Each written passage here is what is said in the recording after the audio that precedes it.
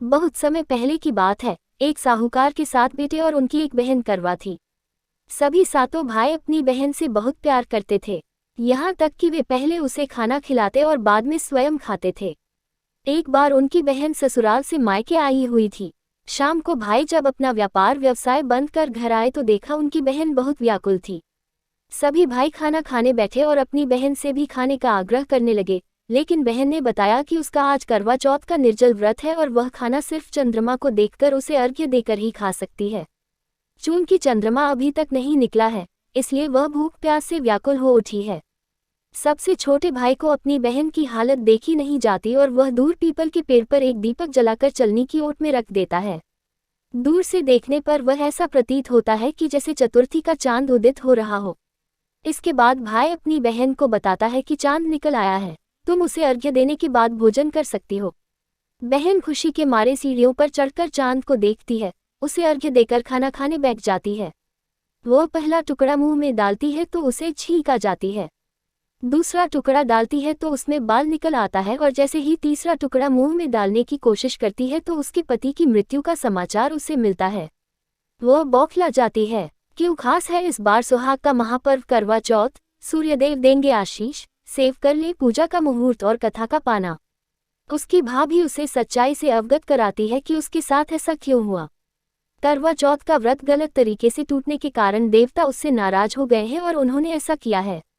सच्चाई जानने के बाद करवा निश्चय करती है कि वह अपने पति का अंतिम संस्कार नहीं होने देगी और अपने सतीत्व से उन्हें पुनर्जीवन दिलाकर रहेगी। वह पूरे 1 साल तक अपने पति के शव के पास बैठी रहती है, उसकी देखभाल करती है। उसके ऊपर उगने वाली सुईनुमा घास को वह एकत्रित करती जाती है।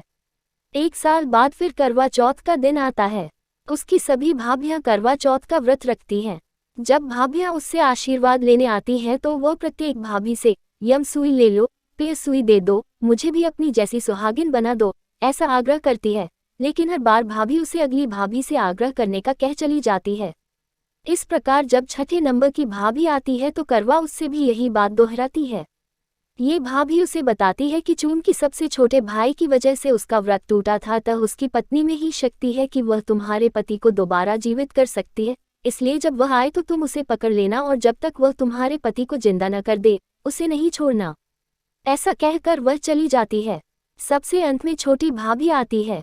करवा उनसे भी सुहागिन बनने का आग्रह करती है, लेकिन वह टालमटोली करने लगती है। इसे देखकर वह उन्हें जोर से पकड़ लेती है और अपने सुहाग को जिंदा करने के लिए कहती है। भाभी उससे छुड़ाने के लिए नोचती है, खसोटती है, लेकिन करवा नहीं छोड़ती है।